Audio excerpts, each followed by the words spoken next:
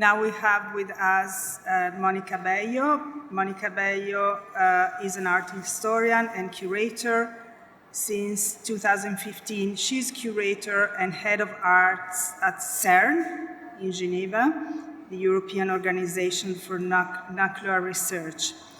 Arts at CERN foster dialogue between artists and scientists at one of the world's leading laboratories. There are 15,000 people working at CERN. We just learned from Mόnica, which is really, wow.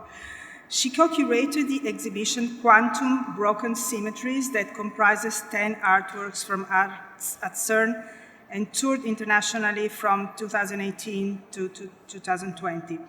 She is also the curator of the Icelandic pavilion in this Venice Biennale, just open, with the artist Sigurður Jonsson. The pronunciation is wrong, but she will. She was guest curator for the prestigious Audemars Piguet Art Commission for Art Basel 2018, and formerly she was artistic director of Vida in Fundación Telefónica and head of education at Laboral Centro de Arte Gijón. Her contribution is titled Artists as Experimenters, and Mόnica Bello, please.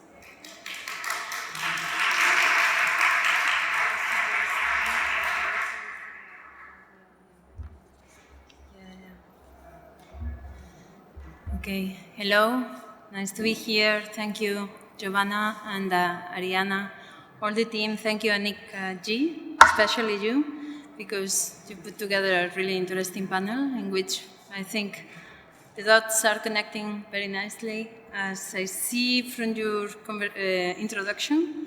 So I'll try to respond to some of the ideas with my own experience as a curator and the reflections that I have been gathered from working with artists. So in my lecture, the title is Artists as Experiments, but take this as a statement, a manifesto, rather than something that I'm going to elaborate. But I'll try to give you some tips of why I choose this title.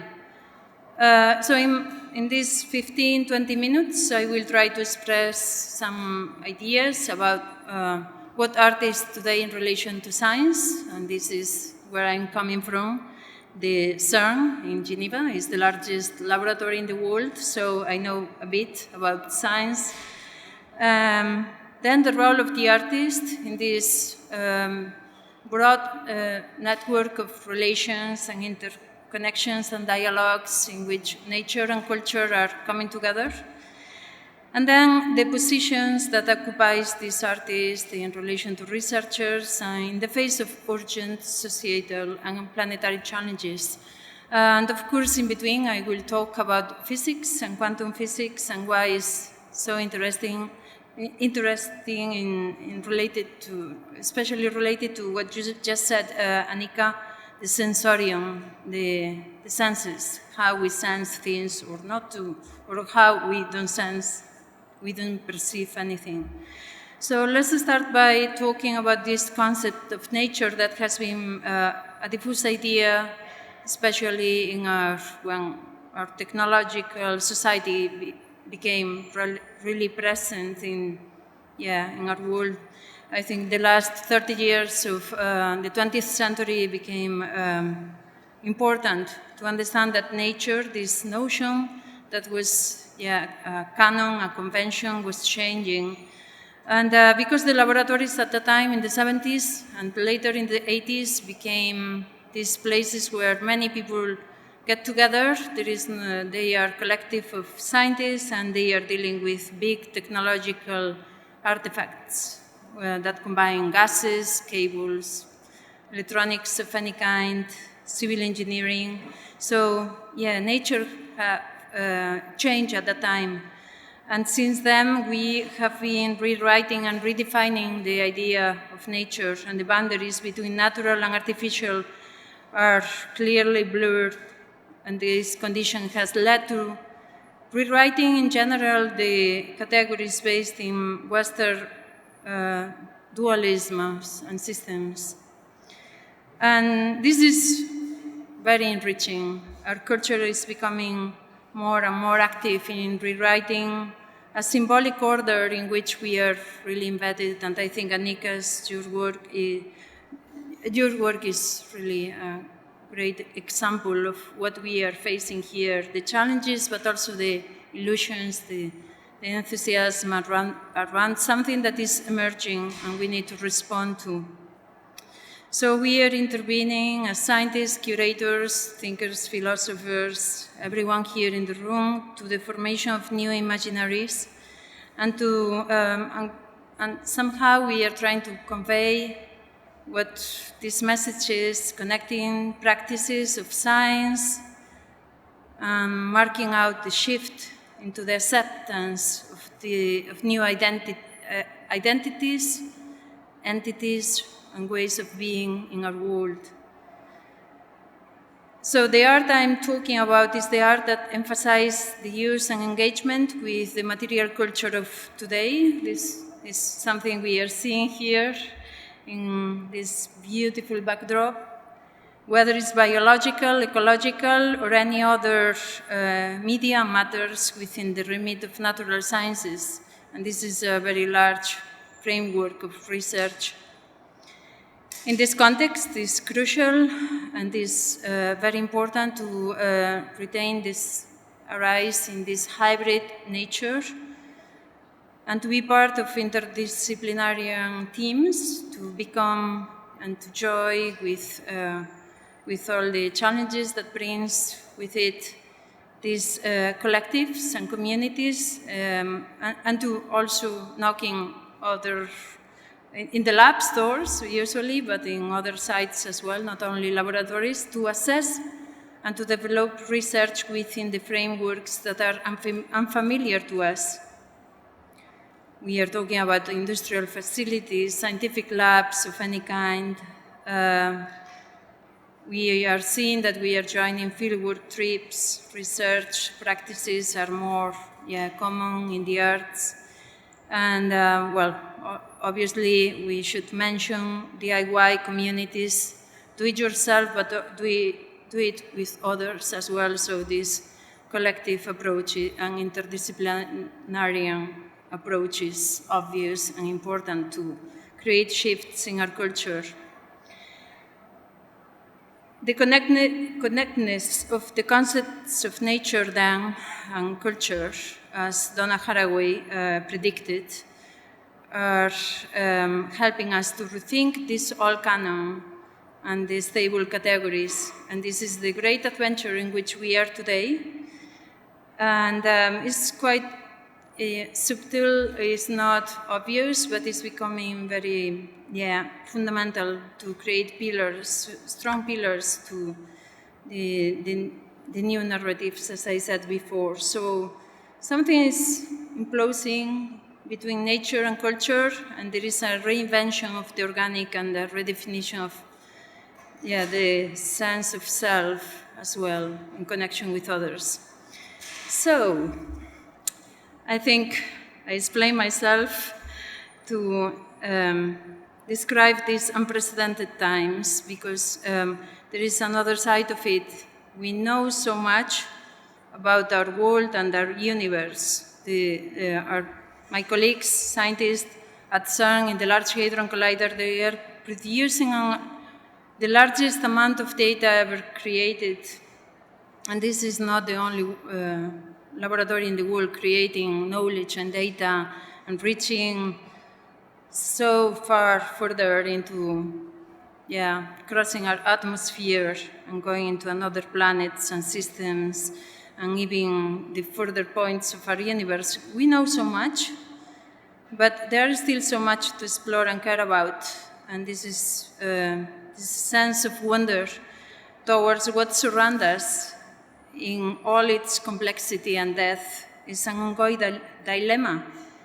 This sense incites changes in our questioning of reality and express art as a mode of exploration and appreciation of our world in full dynamism and diversity and continuous shift. So let's put my current field, physics, as a great example of what reality is for us. And in comparison to another species or entities in our world that you mentioned, Anicka, before. So according to the principles of quantum physics, things at a subatomic scale behaved so strangely that they are inconceivable to human experience and imagination. Strangeness characterizes matter at the smallest scales. And this elementary reality leads us to wonder, what do we know about nature and what experience can be obtained at this elementary level? What forces hold it together, hold everything together, our bodies, everything we see, everything that surrounds us, and we don't see it? And how far and how deep can we go with our bare senses and our most advanced technologies? I quote Steven Weinberg when he says that quantum theory causes the same unease as phenomena such as fire, storms, plagues, light, the movement of the planets, and tides one did. And the hypothesis we use to outline or shift our perception of reality today here and to generate more complex and fair systems and mental processes must include this phenomena. We need to raise awareness and make ourselves aware of that we are occupying a tiny part of this sensorial wavelength. Roger Malina said something more pragmatic and beautiful at the same time when he expressed that humans were designed badly to understand the universe they live in. Our senses filter and reject most of the modes of energy that reach our bodies. We develop ideas and intuitions based on our sensory experience of phenomena at our own physical and temporal scales. And yet, scientists obtain almost all of their knowledge of the phenomena of physics via scientific instruments, not through their senses. So I like to think about the vast amount of knowledge we have and the small impact in our daily experience that all these models of our universe at the micro and macro level, how they can affect us. And this is how I came with the idea of artists as experimenters. Artists are experimenting in the dark with really interesting competencies that are shifting all the time, professionalism and rigor. But precision is, compared to what these large machines and groups of scientists are doing, is a challenge. We cannot be precise. We have to obtain metaphors and ways to convey what we are facing through creating language. But in order to uncover, engage, and return this knowledge as cultural artifacts, artists must often employ this language of science and to have access to the laboratories and sites where knowledge is being produced. And this is why it's so remarkable that a laboratory like CERN started 10 years ago a program dedicated to artists and to especially dedicated not to create collaborations between artists and physicists, but to the program is focusing on creating spaces for dedicating time and resources to the artists to explore further in another language what is CERN about. So this engagement into a very singular environment like CERN is what brings the mystery in the artistic act. And artists, again, are, as Donna Haraway said, bringing nature and culture together, and they are probing their theories close to the most complex machines ever created in the Large Hadron Collider and many other accelerators. At CERN, also they face, or they get together and talk about antimatter, dark matter, well, models of our universe that are less popular than that. But being part of these environments is crucial because something very important is happening in these laboratories, and someone needs to tell the story. And this is why this dialogue between artists and scientists is becoming so enriching for not just them, but for the whole society, I would say. Maybe we don't feel it today, but there is an impact. Something is going on, and we need to be attentive and alert, as many artists are doing. When I started to, when my career began, I remember meeting Lynn Margulis, and she was a scientist who was trying to express a very important idea about symbiosis, and an idea that is becoming more accepted now than ever. But at the time I saw Lynn Margulis battling to be heard. And the people listening to Lynn were usually artists and people that were not involved in science. And today when I talk to young curators younger than me, they talk about Lynn like Donna Haraway and many other influential women who were not heard, and this is a nice moment to share with them that symbiosis was a pillar in my curatorial start. How everything became more formalized through the years is something that surprised me still today, but it's very rewarding. So it's great to be here sharing a panel with Anicka Yi and all of you, because I see topics that have grown in relevance and importance in the last decade.